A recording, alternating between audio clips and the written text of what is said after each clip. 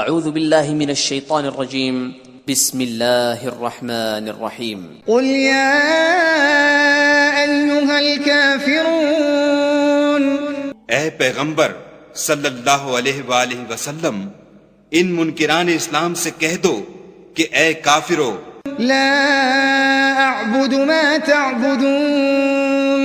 جن بتوں کو تم پوجتے ہو ان کو میں نہیں پوجتا، ولا انتم عابدون ما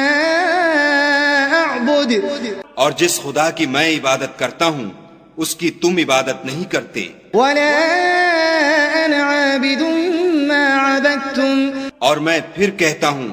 کہ جن کی تم پرستش کرتے ہو ان کی میں پرستش کرنے والا نہیں ہوں، ولا انتم عابدون ما اعبد،